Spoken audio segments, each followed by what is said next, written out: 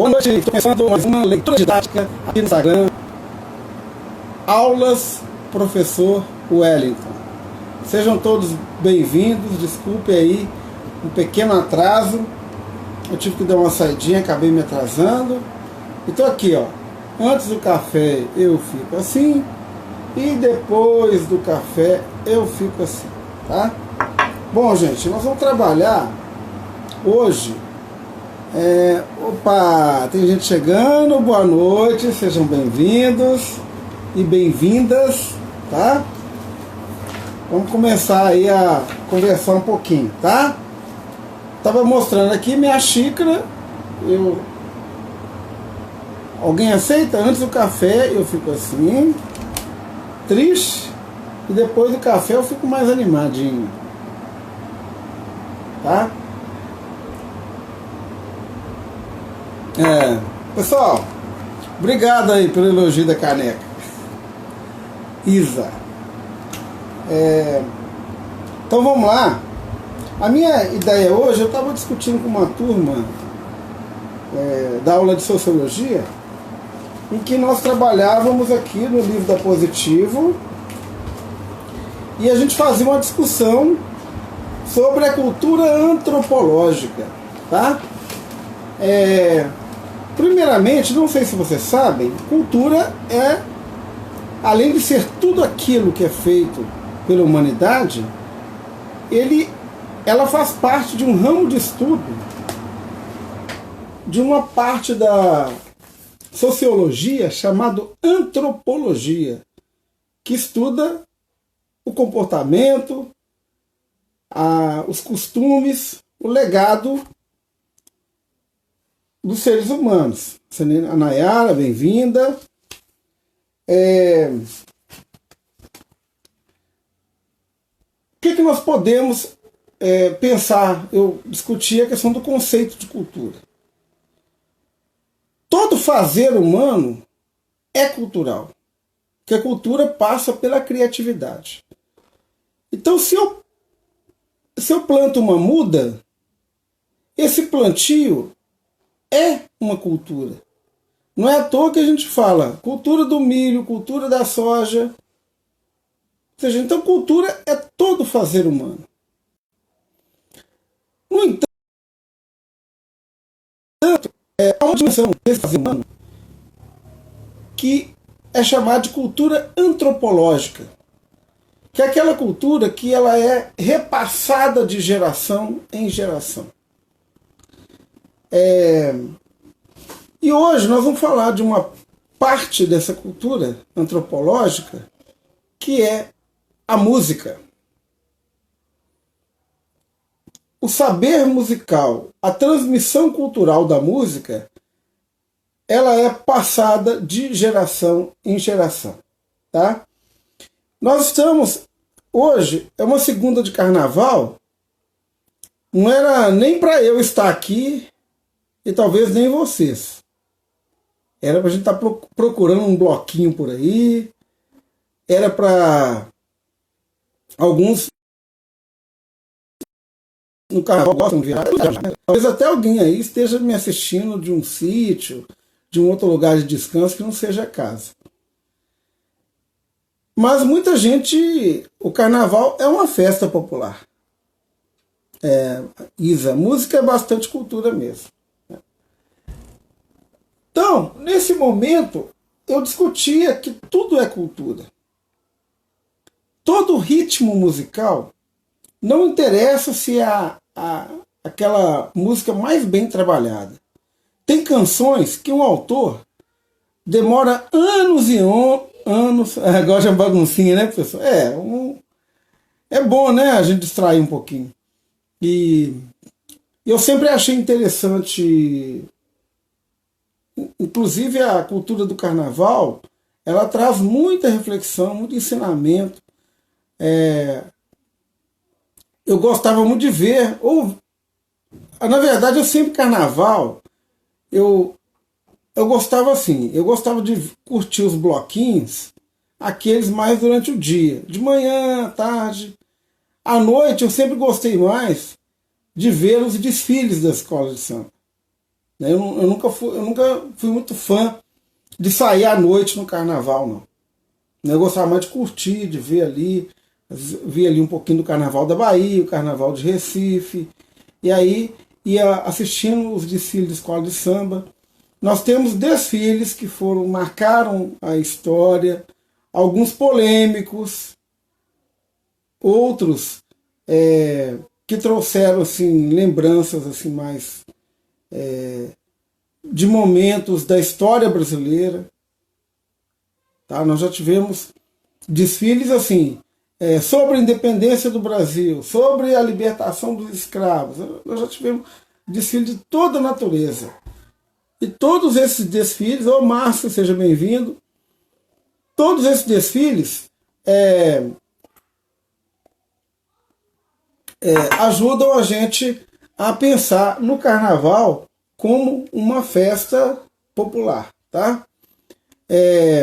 Inclusive o Márcio entrando aí, gente, na sexta-feira, no meu outro Instagram, o @afrowellington, todos são convidados a prestigiar uma live que eu vou fazer com o Márcio, que é fã do Paralamas do Sucesso.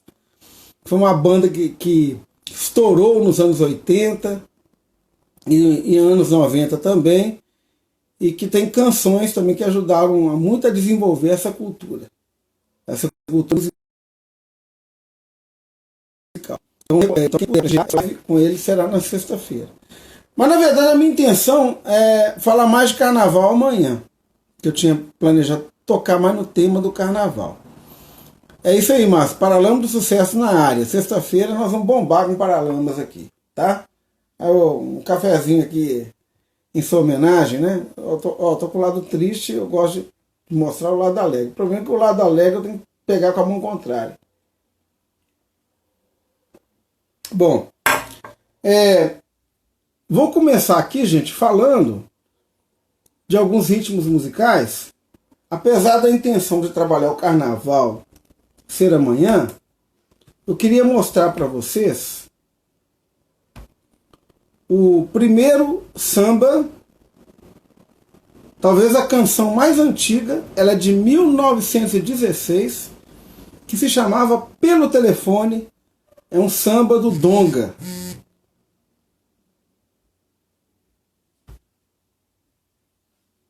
Vamos ver aqui se vai dar para vocês ouvirem.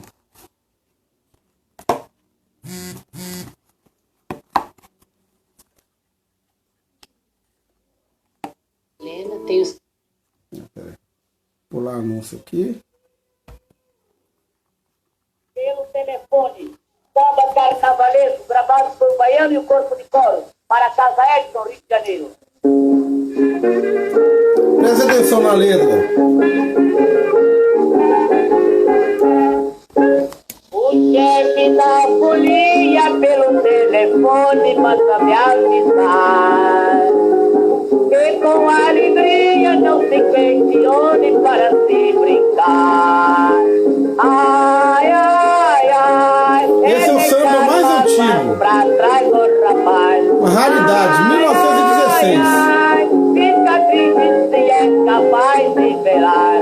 Ai, ai, é deixar passar o rapaz.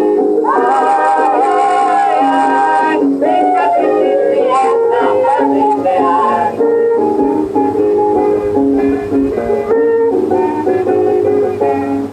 Tomara que tua país pra não tornar parceiro, tirar amores com outros, depois fazer teu pedido. Ai, se a rolia, tem embaraçou, é que a vizinha, troca amor, porque precisava se arrepiar. Foi ver na bamba, mas vai voltar.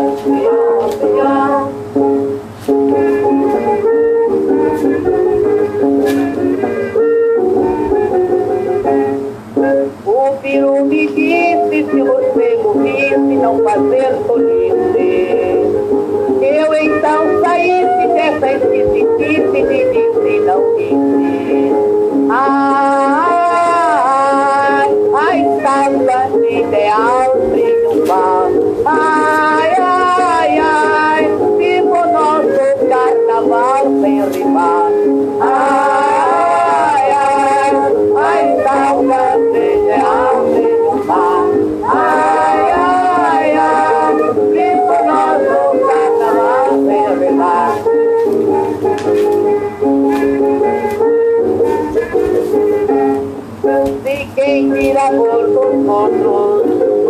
Bom, gente, o contexto histórico aqui.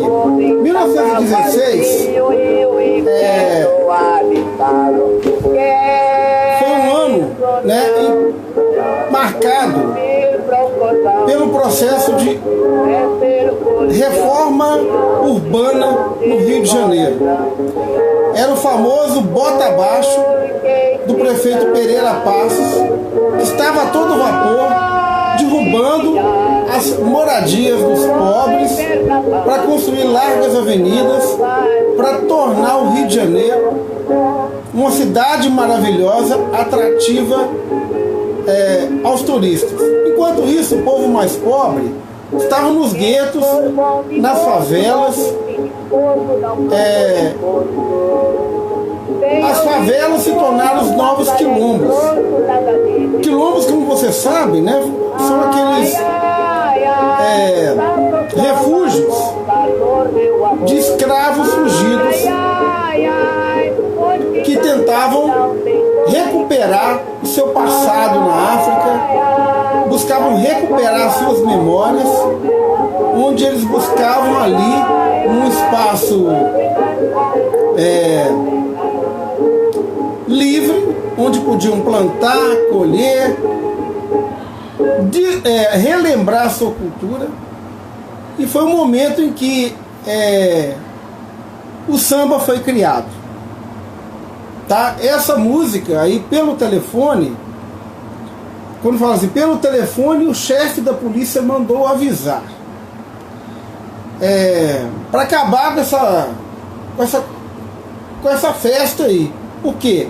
Na época existia uma lei da vadiagem, onde qualquer manifestação cultural do povo mais pobre era reprimida, porque no ideal republicano o pobre tinha que trabalhar, lazer.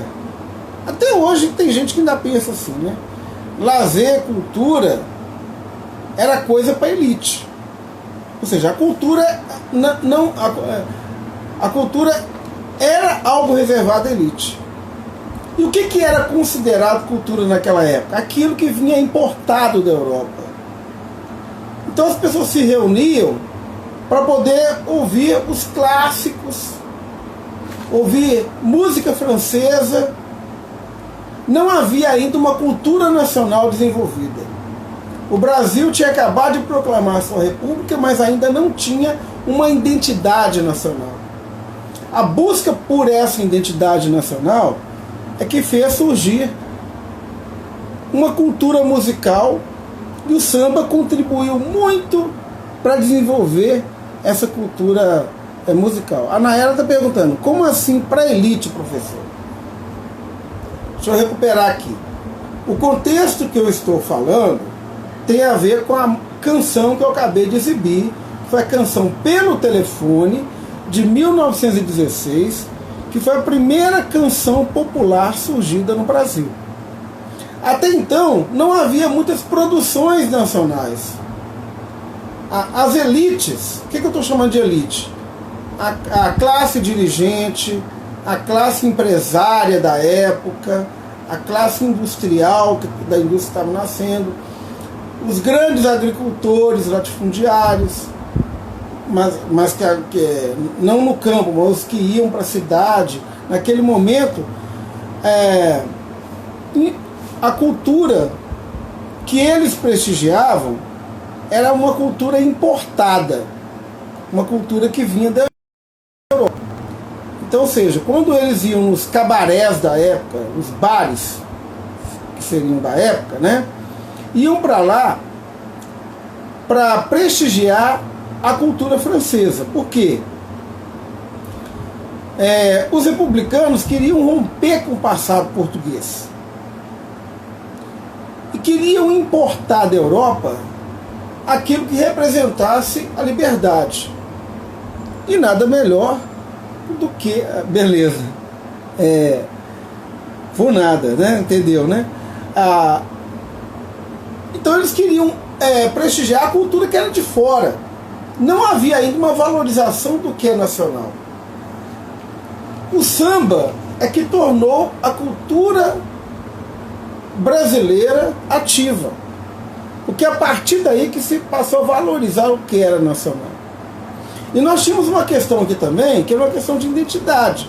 Porque o povo brasileiro, ele não tem uma matriz que possamos dizer e tem uma etnia brasileira. O que é etnia? Etnia são os diversos povos que têm características físicas ou culturais semelhantes de acordo com o seu território. Por exemplo, eu reconheço a comunidade turca. Ela faz parte de uma etnia turca que tem uma cultura e que tem um biotipo. Eu reconheço a cultura africana e reconheço os vários povos que vêm da África, os seus biotipos, dependendo do formato do nariz, da tonalidade da pele, eu sei que eu estou tratando de grupos étnicos diferentes. Só que houve um tempo em que muitos chamavam isso de raça. Daí é que vem a expressão racismo, que é levar o conceito de raça para além do conceito de ser humano. Então, quando nós acusamos o racismo, não é porque a gente está defendendo que existem raças diferentes. Para a biologia, não há.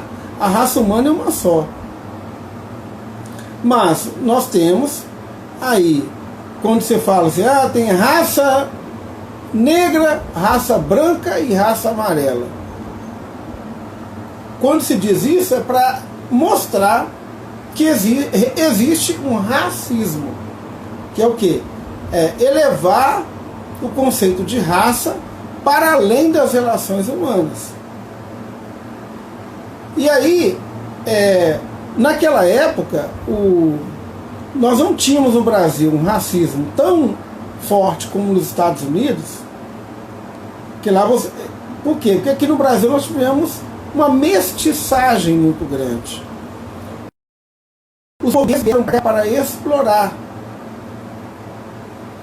Eles não vieram para cá, num primeiro momento, para povoar o país, o que é diferente dos ingleses que foram para a América do Norte. Eles foram para lá para colonizar. Então já chegaram lá com suas famílias. Aqui não, o português chegou aqui sozinho, depois é que trouxe a família. E aí passou a ter uma relação em que ele tinha casa grande e tinha senzala. O dono da terra tinha filhos legítimos na casa grande e tinha filhos bastardos na senzala. E assim foi se formando o povo brasileiro.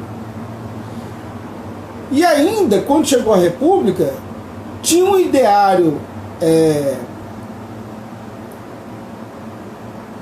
mais perverso ainda, que era de tentar embranquecer a chamada teoria do embranquecimento populacional. Ou seja, o próprio governo começou a incentivar as relações entre as etnias, porque eles achavam que do cruzamento de negros e brancos você iria embranquecer a população aos poucos. E por isso nós temos muitas gradações de cores, e por isso que o racismo no Brasil é meio complicado de se detectar, porque ele vai na linha da tonalidade de pele. Tá? É tanto que quando eu me reafirmo, eu sou um professor negro, não porque eu defendo a divisão de raças, mas porque eu defendo uma etnia que é ancestral, que tem a ver com uma cultura antropológica do povo que formou o povo brasileiro, que veio da África. Mas eu não posso negar que eu tenho antepassados também entre outros povos. Tá? Eu tenho parentes, né, da etnia de origem europeia. E assim, todos nós carregamos um pouco do sangue. A gente fala, o sangue é um só, mas a gente costuma metaforicamente chamar de sangue negro. Eu tenho sangue negro, eu tenho sangue indígena, eu tenho sangue branco, eu tenho sangue europeu, né? E aí isso vai se refletir na cultura. A cultura de elite, que eu estou chamando é aquela cultura que era compartilhada por uma população que tinha um poder aquisitivo e tinha um poder político maior no país naquele início do século XX. A grande massa, que eram de ex-escravos e mestiços, iam se aglutinando nos morros, nas favelas. E essa presença do povo mais pobre no morro, na favela, essa proximidade, porque a cultura da favela, a cultura das comunidades, ela é muito diferente. Uma pessoa vai fazer um café, falta o açúcar, ele põe a xícara lá para fora da janela, o vizinho vai lá, da lata lá, já coloca o açúcar para a pessoa. Ou seja, é todo mundo ali. Tanto é que há várias origens para a expressão favela, mas uma delas que eu já ouvi falar que vem de favo, que o favo de mel é aquele hexagonal ali, muito próximo um do outro. Então as casas numa favela são coladas uma na outra. Então as pessoas convivem com as brigas, convivem de família com família. Se você falar mal do vizinho, o vizinho te ouve. Então, essa cultura popular nascida do gueto, em que a favela vira uma única família, ela favorece o desenvolvimento da cultura popular. E essa cultura popular, ela vai se desenvolvendo e dela surgiu o samba. Que o samba nada mais é do que a junção de vários ritmos que são originários da cultura africana e da cultura indígena. E ele vai se desenvolver no Rio de Janeiro clandestinamente, porque não era uma cultura aceita pela elite. Era uma cultura marginalizada. Tanto que havia, naquela época, uma lei da vadiagem, em que qualquer roda de samba, roda de capoeira, todo mundo ia para a delegacia. Todo mundo ia preso. Porque o pobre tinha que estar trabalhando, não é em roda de capoeira, em roda de samba. Então, por isso que o samba carioca, por exemplo, surgiu na casa da tia Ciata, que era uma senhora que no quintal da casa dela reunia os sambistas da época. E aí o Donga criou essa primeira canção gravada. Na verdade, não é que o samba surgiu com o Donga, é que a primeira canção gravada foi pelo telefone com o Donga. Tem aqui e aí, a partir do surgimento do samba, o samba é meio que uma música matriz para o surgimento de outras. Enquanto isso, nós temos o samba como a nossa música de raiz, criada nos guetos, nas favelas. E aí o que vai acontecer com o samba? O samba depois vai ser apropriado pela elite. Tá? E a elite vai primeiro adotar o samba, mudando um pouco o ritmo, tornando um ritmo mais cadenciado, tá? E aí uma música, Adoniran Barbosa, que aí em São Paulo o samba começa a ganhar o gosto a partir do ritmo, conhecido como Bossa Nova. A Bossa Nova vai, de uma certa forma, ajudar a popularizar o samba no meio da elite. Mas ela não deixava de ser uma música de protesto também. Vamos ver, por exemplo, aqui, ó. a Dona Irã Barbosa, Trem das 11, que é uma música sempre que dá uma referência ao aniversário de São Paulo, à história de São Paulo. Muitos já devem ter ouvido essa canção aqui. Vamos ouvir aqui um pouquinho. Não posso ficar nem mais um minuto com você. Sinto muito amor, mas não pode ser. Logo em Jaçanã, se eu perder esse trem que sai agora às 11 horas, só amanhã de manhã. Não posso ficar nem mais um minuto com você. Sinto muito amor, mas não pode ser. Moro em Jaçanã, se eu perder esse trem que sai agora às 11 horas, só amanhã de manhã. Além disso, mulher, tem outra coisa. Minha mãe não dorme enquanto eu não chegar. Aí, Márcio, você tá falando de bons tempos, só de manhã. Olha o que a letra dizia. Minha casa pra olhar. Quando apesar da elite gostar do ritmo e tudo, não deixa de ter um protesto popular nessa música. Então o samba surge como uma música de protesto também, mostrando a situação do menino da periferia. O que acontecia com quem era da periferia? Tinha que pegar o trem. Se perdesse o trem das 11 horas, só no outro dia ele ia poder voltar para casa.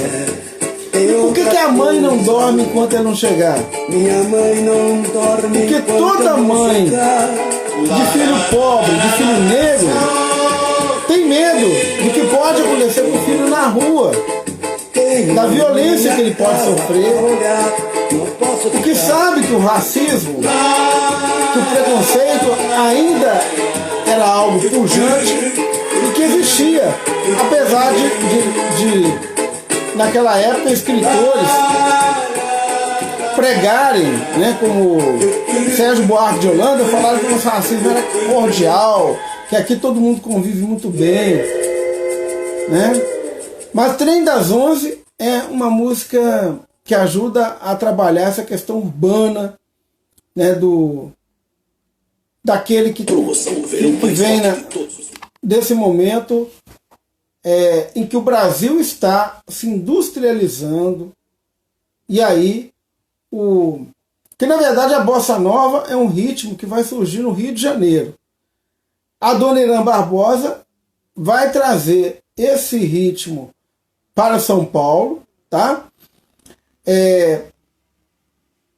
Mas o samba clássico, como eu coloquei no começo para vocês a música Pelo Telefone do Donga, ele vai se desenvolver de outra forma. E aí outros ritmos vão se originar. Nós temos o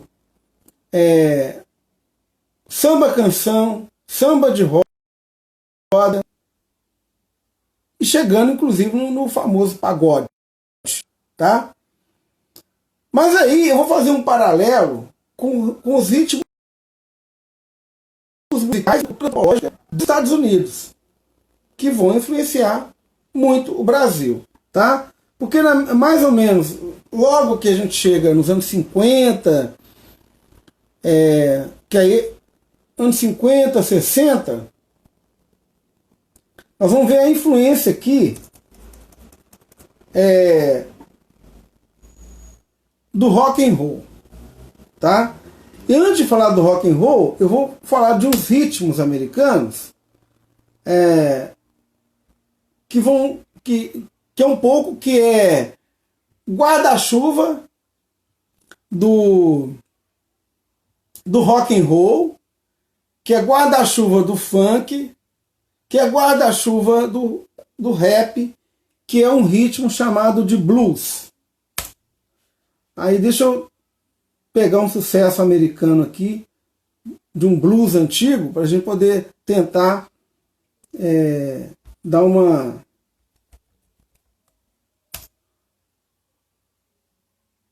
Aqui, ó.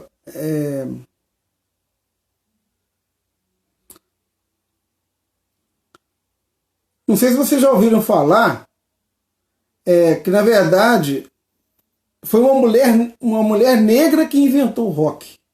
Sister Rosetta. Na verdade, foi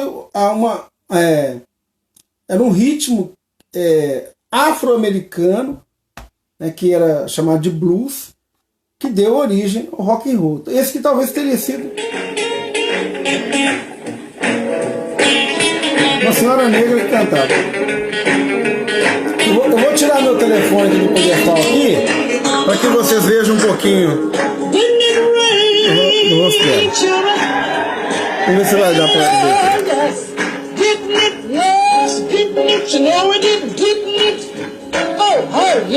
Não tá uma luz aqui atrapalhando. Eu queria mostrar para vocês a vovó do blues. Mas só vocês depois colocar no YouTube lá, vovó do blues, que vocês vão achar. Meu ângulo aqui tá legal, vou mostrar para vocês. Dá para ouvir aqui o ritmo. Essa canção é mais ou menos dos anos 40 nos Estados Unidos. É considerado, né, uma canção do blues, que foi a transição do rock and roll propriamente dito.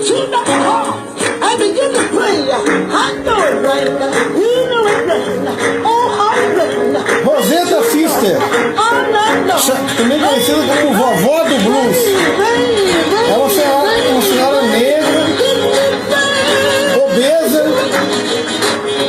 mas com que dominava uma guitarra como ninguém, né? E que tem essa voz aqui, ó.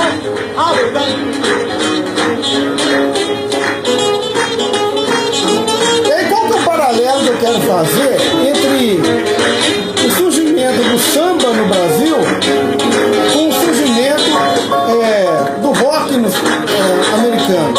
Todos dois sofreram um processo de aculturação, que seria apropriação cultural por diferentes camadas da sociedade. Quando uma música surge nos guetos, o povo mais pobre, ela vai para a elite, ela tem uma linguagem que o pessoal fala que ela é pasteurizada. Pasteurizada, vamos comparar mesmo com o leite. O leite pasteurizado não é o leite da vaca, não é o leite puro. Ali vão acrescentar principalmente água e outros ingredientes para torná-lo um produto comercial. Assim também vai ser feito com rock. Então, é da música da Rosetta aí, desse blues aí, que bem ritmado, que aí vai surgir um produto americano, que aí nós vamos ver que aí nós ouvimos um rock inventado por uma negra, das comunidades negras americanas, aí até chegar, né, talvez o príncipe do rock americano, que aí foi quando o rock começou a ter uma cara mais comercial, com o famoso Elvis Presley.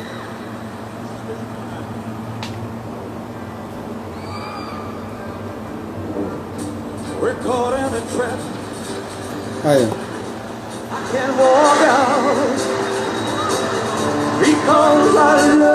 Aí nós já ouvimos aí o Elvis Presley. Já é uma outra, já é uma pasteurização daquele rock estilo blues da Rosetta, tá? Aí, chegamos aí no Elvis Presley.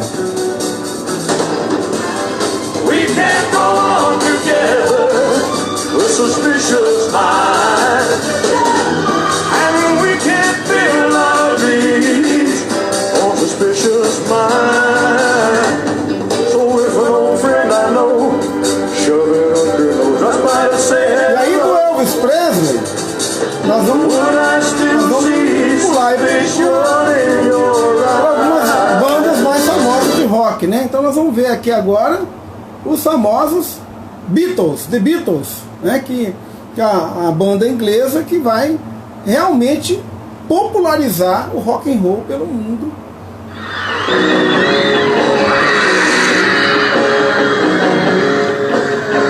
Os Garotos de Liverpool.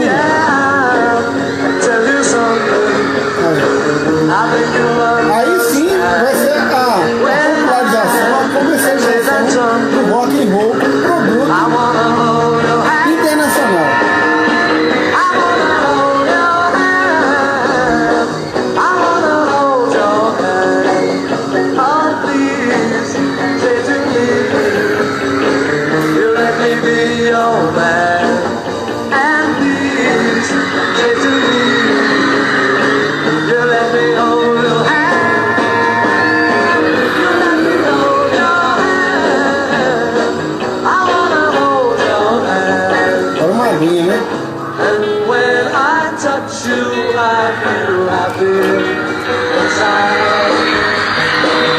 Isso, muito bem, Felipe. I wanna hold you.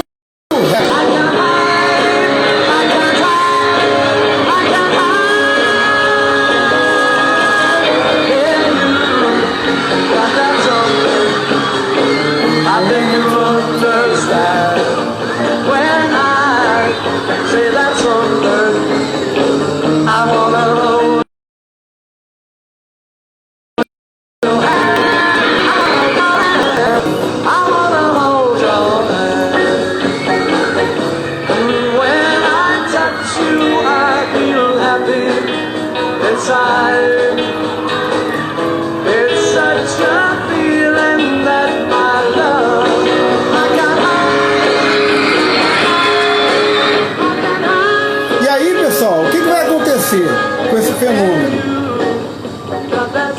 Nós já chegamos aí aos anos 60 e é um momento em que o Brasil começa a consumir a música importada vinda dos Estados Unidos e, no caso dos Beatles, vinda da Inglaterra. Esse produto comercial vai produzir uma música análoga ao movimento do rock, que aqui no Brasil, ganha o nome de Jovem Guarda, tá? Aí, vou exibir agora um sucesso, né, de dois representantes desse momento novo que surge no Brasil, que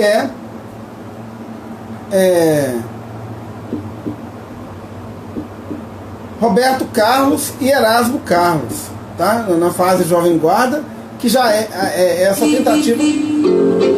Aí tá aí o sucesso Calhambeque, né?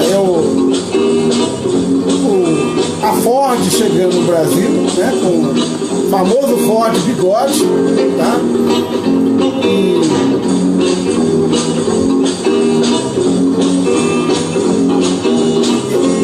E a Jovem Guarda vai animar a juventude, né? Essa é uma das muitas histórias que acontecem daquela época, dos anos 60. Aí nós vamos ter aí foi Suzy quando eu tinha Roberto Carlos, Erasmo Carlos. Depois comprei um carro, parei aí, na mão. Vem também aí Vanderleia, Martinha, Tapa, que eu levei uma história do Sprint. Rony Von. São os representantes aí que chegam, né? Mas essa história também é interessante. Foi um fenômeno que começou nos anos 60 e perdurou até os anos 70.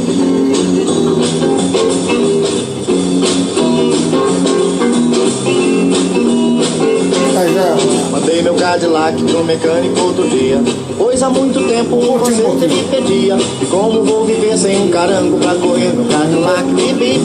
Quero consertar meu Cadillac, bibi. Com muita paciência o rapaz me ofereceu o carro todo.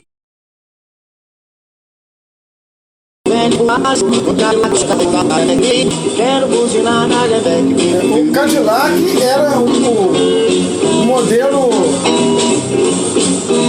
mais chique que tinha na época, né? O carro importado talvez seria uma Ferrari de hoje, né?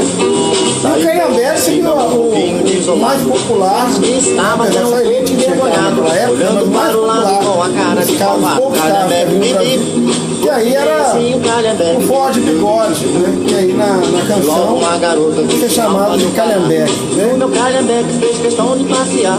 Não sei o que pensei, mais ou não. Que era símbolo, né? De prosperidade naquela época.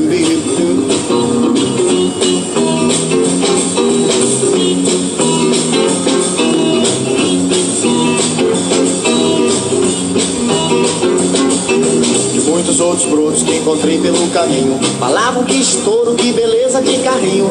Fui me acostumando e do caramba fui gostando do calhambeque, bibi. Quero conservar o calhambeque, bibi. Mas o Cadillac finalmente ficou pronto, lavado, consertado, bem pintado em canto. Mas o meu coração, na hora exata de trocar,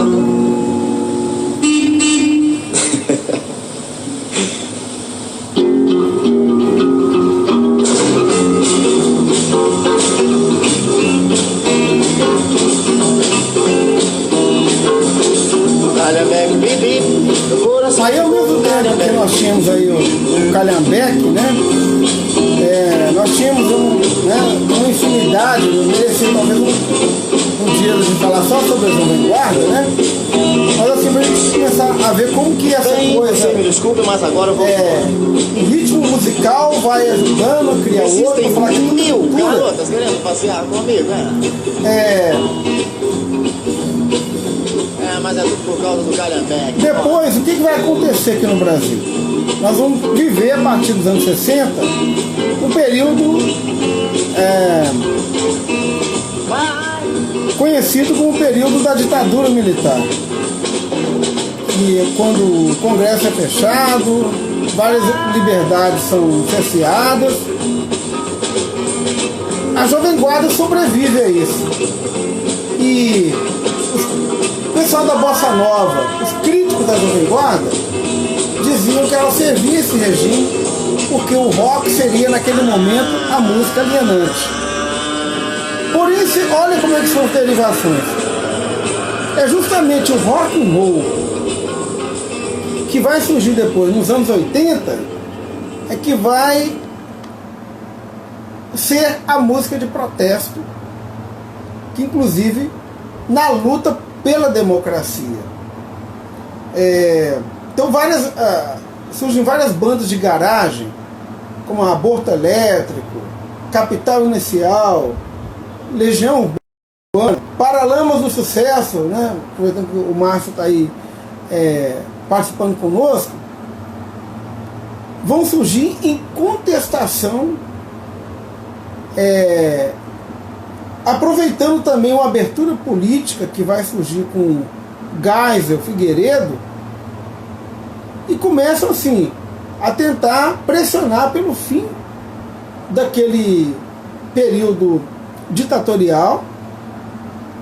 E as canções mostravam a situação do país, um país que vivia numa crise econômica terrível, que vivia numa recessão brava.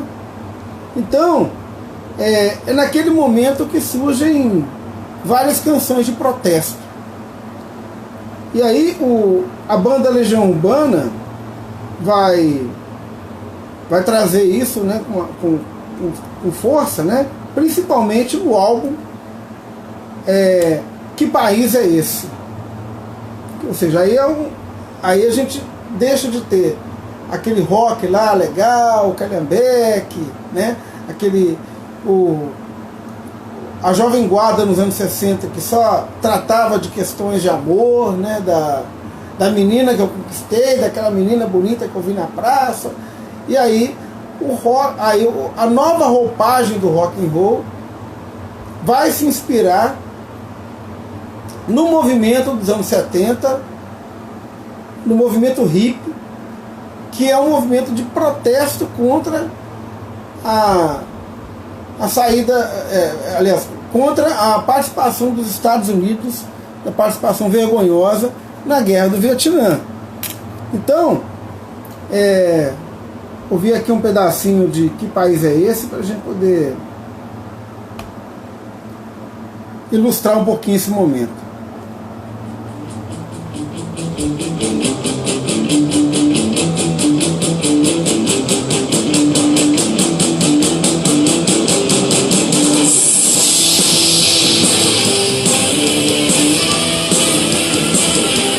Renato Russo, Dado Villa-Lobos, Marcelo Bonfá,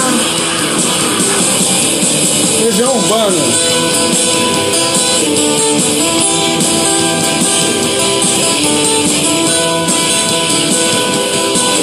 Nas favelas, no Senado, sujeira é pra todo lado. Ninguém respeita a Constituição, mas todos acreditam no futuro da nação. Aí vem o brother, que país é esse? Até hoje uma canção atualíssima, né? A gente pensa na corrupção, a gente pensa nas desigualdades sociais, nas maracutaias que os políticos, infelizmente, fazem, em vez de cumprir seu papel, estar a serviço do povo, né? Veja a situação do Amazonas, né?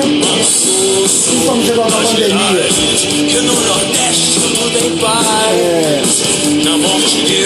Aí vai falar, manchando os papéis, documentos fiéis ao descanso do patrão. Os papéis, documentos fiéis. Tem muitas metáforas aqui nessa. Que país é esse? Que país é esse? Que país é esse? Que país é esse?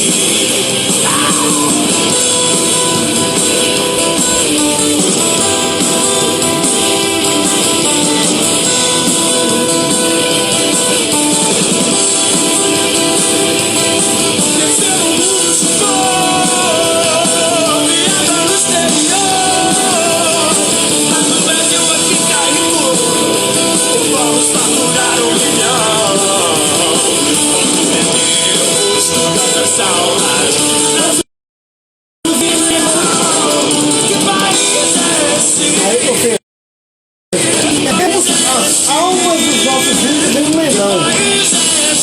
Aí já denuncia tudo, né? Um massacre indígena que, na verdade, é um massacre à nossa própria cultura, né?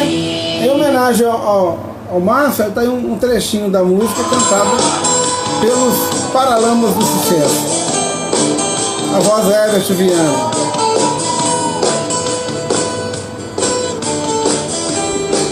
Aí fica aí o convite para sexta-feira, lá no outro Instagram, @afroelito. Nós vamos conversar só sobre Paralamas do Sucesso, o meu Sextou, Historiou, Musicou, que é um canal que eu já faço já toda sexta-feira, lá no @afroelito.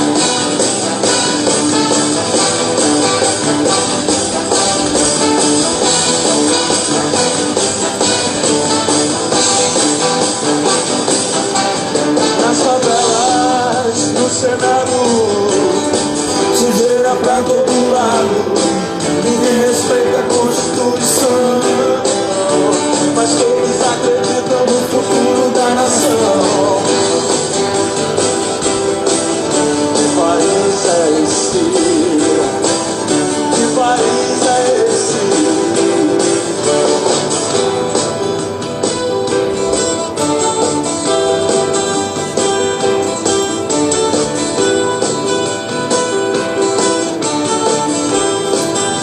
E aí, em homenagem aqui a outro amigo que eu vou fazer uma outra live, que nós estamos planejando do Sextou também, em homenagem a Raul Seixas, que deve acontecer em março.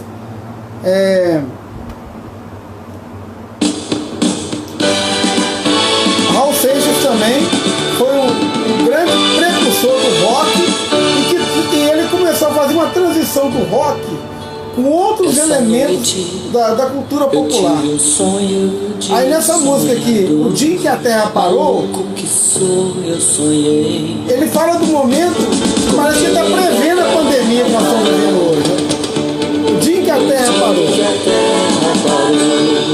Tá aí o Emerson. Vai ser um aperitivo aí para nossa futura live aí que nós vamos fazer em março, em homenagem ao Raul Seixas, do planeta inteiro, que foi um grande representante aí da cultura do rock nacional brasileiro. Em todo o planeta, naquele dia ninguém saiu de casa.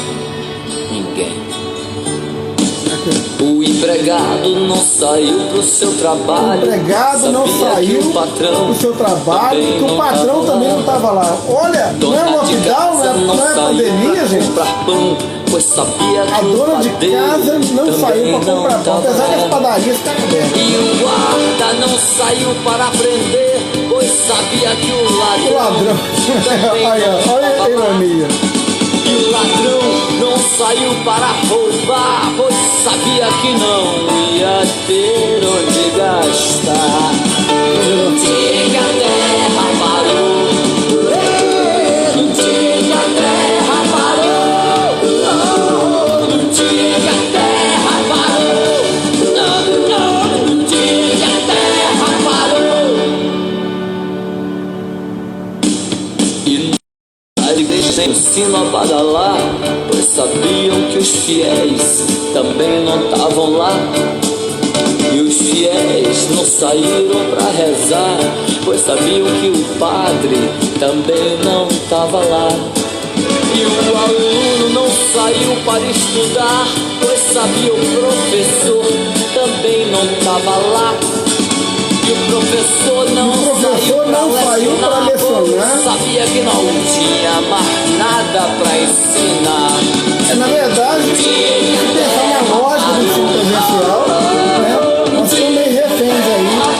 Mas eu digo também que a mal vem para bem, né? Porque esse momento também serviu de alerta. Quanto que não investiu em tecnologia e o quanto que a educação está atrasada nesse momento, né? Saiu para o hotel. E aí, pulando essa questão da fusão de ritmos, tá? Vou mostrar aqui para vocês já o funk, que muitos discutem aí se funk é cultura, se funk não é cultura, porque olham para o funk com um olhar aí do proibidão, letras machistas, que vulgariza a mulher, que mostram preconceitos. Já o funk é originário de um outro ritmo americano chamado de soul, que também vem da resistência dos negros afro-americanos. Tem uma contribuição aqui. Felipe, o tropicalismo também pode ser um exemplo dessas inovações estéticas da música, sim. Tá? Que aí também é uma outra parte que não vai dar tempo de explorar hoje, que é a famosa MPB, Música Popular Brasileira. Que ela também...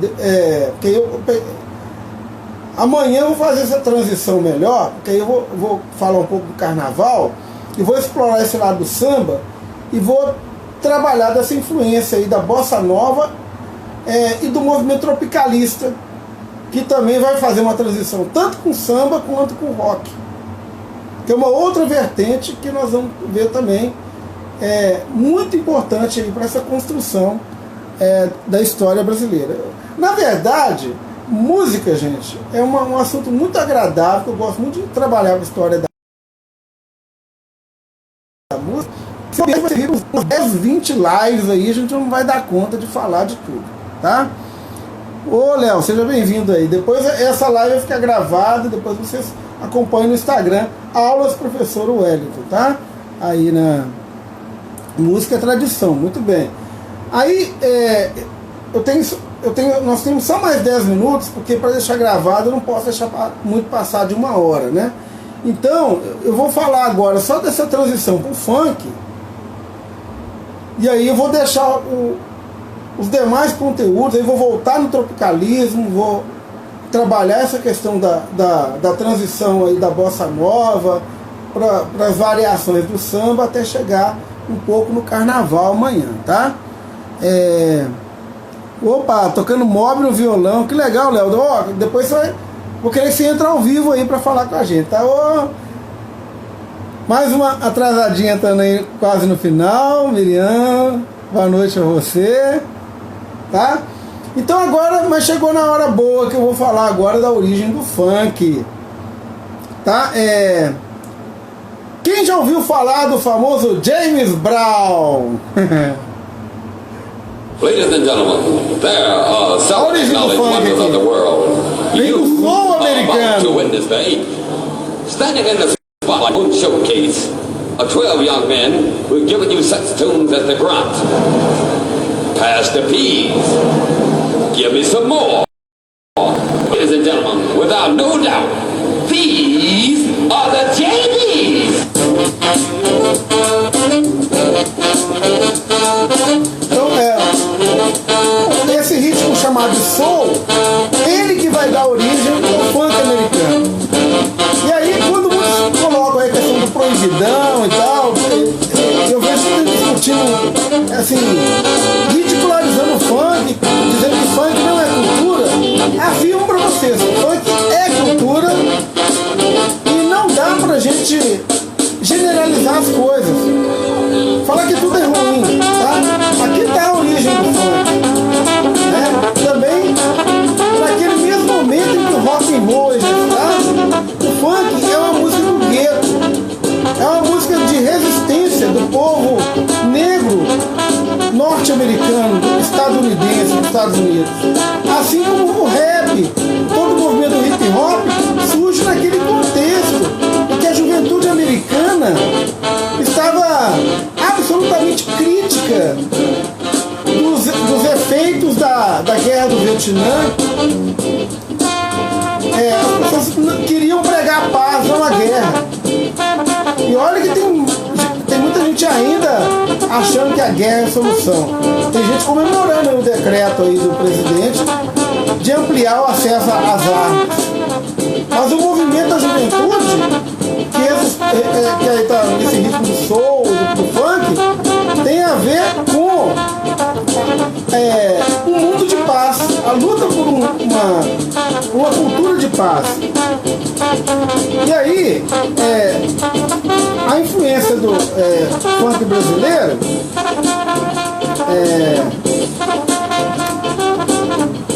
vou colocar aqui para vocês aqui.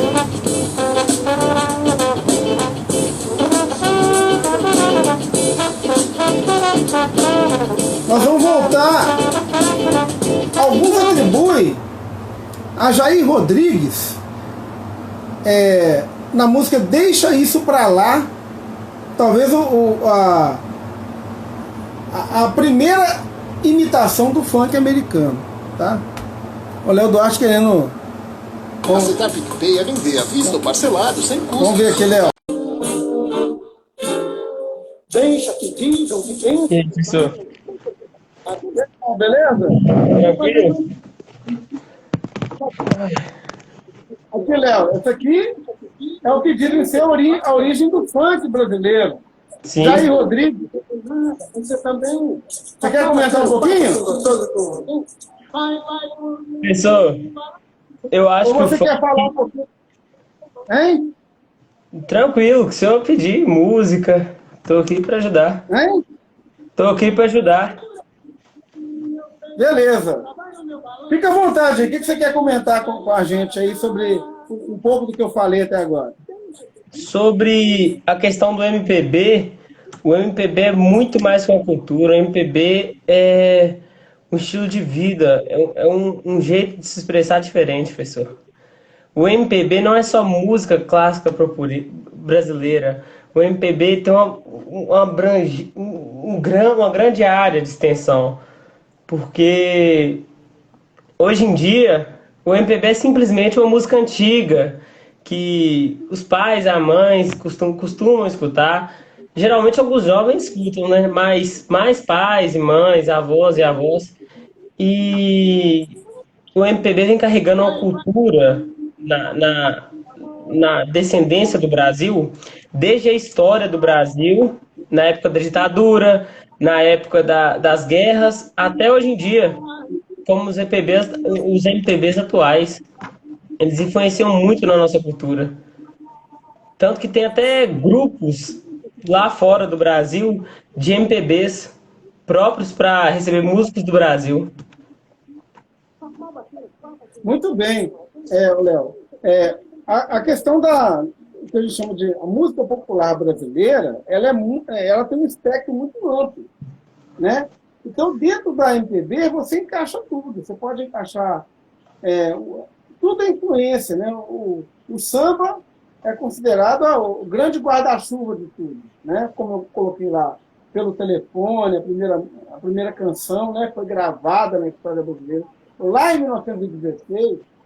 Aí, mesmo com a influência americana, que aí deu origem à nossa Jovem Guarda, até o surgimento de canções, aí a gente vai ver aí o movimento tropicalista, o movimento da bossa nova, né? Olha o tanto que tem lá quando eu coloquei o Trem das 11, né? Minha mãe não dorme enquanto não chegar. Era a questão da manifestação. Sim. De como que é a música que fala do cotidiano. Quando a gente pega a Legião Urbana, as letras do rock dos anos 80, eu e o Márcio vamos comentar na sexta-feira sobre uma canção chamada Alagados, do Paralamas, que mostra como que as pessoas vivem na periferia, né? Então, é esse o legado que a música popular traz para a gente. A música popular ela é cultura, ela é história. Você consegue se transportar a qualquer época. E tem as músicas visionárias. O Raul Seixas fez O Dia em que a Terra Parou, que eu coloquei aqui, que é uma música que poderia muito bem falar que ela foi composta... quem não conhece a música, não. Isso aí foi composto na pandemia. Só que Raul Seixas já morreu. Nem sabia que nós estaríamos hoje, não teve uma pandemia, né? E é uma música totalmente atual. É disso que a gente coloca que essa influência da música na cultura. Sim. Essa é a grande importância, né? E a música não só move, como cria muitas vidas, né, professor? Assim, cada pessoa tem um jeito de se expressar, né? Para mim, a música me conforta. Independente do horário, do dia, do local. E tocar um MPB alivia a vida de uma pessoa. Não, se você escrever lá no YouTube, música antidepressão, você acha? Uma música que vai te relaxar, né? Que vai te ajudar a superar um momento ruim. Né? Sim. Se você quiser música para rir, música para chorar, você tem de tudo. MPB tem tudo. Todo mundo fala assim, essa música aí é dor de cotovelo, tem música de corno, né? Aí nós vamos entrar nos ritmos aí, né? Que outro dia eu conversava com um amigo meu, DJ Dodô, que é um DJ de forró, que a gente comentava das canções de forró que eram feitas justamente para poder alegrar as pessoas no sentido de fazer piada, né? Que aí vinha as famosas canções, né? Sim. De escárnio, né? Falando do corno, de várias situações cotidianas, né? E é claro também, né? Que a gente tem que separar isso do que é bullying, do que é ruim, né? Como a gente, quando vai falar do funk, não podemos generalizar. Nós temos, que aí o que eu ia, na verdade, tentar encerrar, que nós temos um famoso aí, nós temos aí um pouco do funk mais consciente, né? Que eu só quero ser feliz, andar tranquilamente na favela onde eu nasci, né? Que é um funk, né, mais consciente, né, que vem trabalhar um pouco essa... Vou até colocar ela aqui para ilustrar um pouquinho. Você pode até, se quiser comentar, mas pode comentar ele, enquanto eu coloco aqui. E eu tava lembrando uma música aqui, professor, para não dizer que não falei de flores. Ela é bem antiga. Sim, cantando e seguindo a canção, somos todos iguais, braços dados ou não. Estão falando de soldados, todos os soldados sendo convocados para a guerra.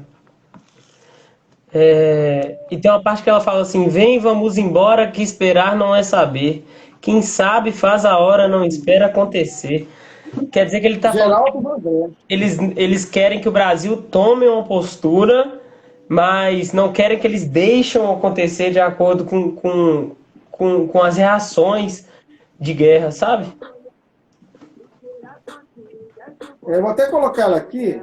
A música chama para não, como você colocou, né? Para não dizer que Não Falei das Flores, né? Que é uma música do Geraldo Vandré, que foi um cantor torturado durante a ditadura militar. E depois disso, praticamente ele não conseguiu retomar a carreira, depois do exílio, né? E se tornou um verdadeiro, até hoje, um verdadeiro hino.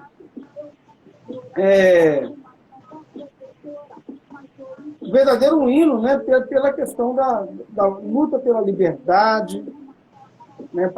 Da luta pela democracia. São valores que hoje, né, estão sendo... até aproveitar e colocar ela só mais. Antônio Carlos Jobim e Chico Buarque da Holanda merecem o nosso respeito. Olha aí. Ô, Daiane, seja bem-vinda. A nossa função é fazer canções. A função de julgar, nesse instante, é do júri de alistar. E tem muitos... Essas foram lançadas nos famosos festivais da música popular brasileira, né? Que lotavam as galerias, as pessoas.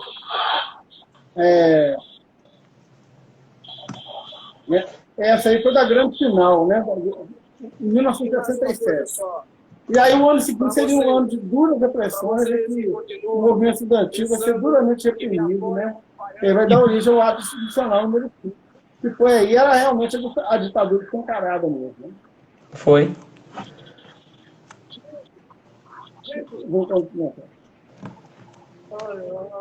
Aí.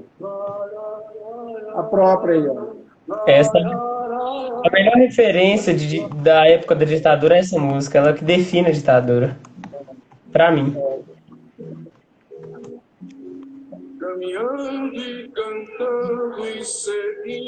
Essa canção é maravilhosa. Somos todos iguais. Coisa aí, pirem na letra aí, gente. Quer comentar, pode comentar, Léo. Pessoal, sinceramente, eu acho que além dessa música tem muito mais música. Igual, tem muitas músicas que falam algumas palavras não totalmente corretas, mas Mamonas Assassina, vamos falar mais, Zé Cabaleiro, Nando Reis, Gal Costa, inúmeros cantores de MPB que representaram muito a ditadura. Seu Jorge, não foi mais pro lado do pagodinho, né? Tem vários tipos e gostos. Então, eu gosto muito de trabalhar a questão da cultura ligada à música, né? E ajuda a gente a Isa está falando que nunca tinha ouvido essa que nós estamos apresentando aqui, né? Sim. Porque, gente, a música é atemporal, né? Tanto eu estou quase chegando nos meus 50, como vocês que já são jovens aí, com menos de 20 anos, né? Todos nós podemos prestigiar a música de qualquer época, né? A Isa conhece Mamonas Assassinos, né? Seu Jorge também, né? Vocês conhecem. Já o Léo já conhece uma música aí que é de uma época bem anterior a minha, que mas que eu também, na minha juventude, aprendi a gostar e aprendi a ver o sentido dela. Então, a música ela é atemporal. Não existe uma música que pode falar assim, essa música é uma música que só pertence a tal geração. Não existe isso. A partir do momento que a gente começa a apropriar e ter gosto musical, a gente aprende a compreender o significado e não jogar tudo no embalar e falar assim, eu não posso chegar aqui e falar funk não presta. Porque aí eu posso dizer o seguinte, tal canção não merece ser ouvida, né? Tal canção expressa valores que não condizem com a convivência humana, que revela machismo, preconceito. Você estaria generalizando. Você estaria generalizando. Também seria uma cultura, né? Até nós mesmos que tocamos MPB, professor, nos inspiramos em Racionais, até mesmo em cantores de funks para compor música. Alguns cantores não falam muito, não, porque alguns cantores se inspiraram nos Racionais para fazer música de MPB. Alguns. Eu já inspirei no funk da aula. Quando eu chegava, a turma estava uma zona, eu chegava na sala e falava aqui, ó, cada um no seu quadrado. Eu chegava cantando aqui, ó, Ado, cada um no seu quadrado. Aí, ou seja, a música ela é inspiradora e nós podemos tirar muita coisa boa, né? Ô, Léo, mas eu acho que essa canção aqui vai ser, infelizmente, ela vai fechar com chave de ouro essa discussão de hoje. E como eu quero deixar gravado, né, então nós já extrapolamos o nosso horário combinado aqui, tá? Sim. Mas amanhã eu vou voltar de novo, tá? A partir das 22 horas. Conto com você, com todo mundo que participou aí, para a gente dar continuidade a essa conversa. Não estamos tendo folia, não estamos tendo carnaval, mas a gente faz o nosso aqui falando de música boa. Tranquilo. Tá? Obrigado pelo convite, professor. Tá, não. E aí eu te convido amanhã para estudar de novo e me ajudar a comentar também, tá? Tá. E quem quiser, gente, mandar qualquer sugestão, crítica, comentário, tá? Tem o meu e-mail, que é o profwellington1972@gmail.com, ou até por mensagem nas redes sociais também, tá? Quem quiser sugerir, tema para a gente falar, para explorar, como o próprio Léo já sugeriu algumas coisas para a gente aí, outros livros que nós podemos avançar, tá? E nós vamos dar continuidade a esse processo aqui, tá? Eu gosto muito de conversar sobre a canção associada ao tema da cultura, que é um tema, né, vinculado à antropologia, que é vinculado ao tema da sociologia e, por que não, da nossa história. Tá? Quer falar mais alguma coisa, Léo, para a gente poder encerrar? Não, só agradecer mesmo pela participação e boa noite para o senhor. Obrigado pela participação e pela honra de estar no seu canal. Obrigado por ter entrado aí, prestigiado também, tá? Aí outras pessoas que também quiserem entrar, é só fazer como o Léo. Pede lá e eu abro a tela e a gente bate um papo também aí ao vivo, tá? Grande abraço para todo mundo, boa noite. Tá? Uma boa terça aí, não tem folia de carnaval e ninguém vai procurar carnaval clandestino não, viu, gente? Vamos ficar quietinho dentro de casa, né? A pandemia não acabou. Para o ano que vem, a gente poder, quem sabe, nós saímos em bloco comemorando, né? Ouvindo música boa. Grande abraço. Um abraço a todos, tá? E aí, quem quiser dar sugestão, profwellington972@gmail.com, que também é uma chave Pix para quem quiser mandar um jabá para nós, tá? Grande abraço para todo mundo, tá? Boa noite, descansem bem e até amanhã.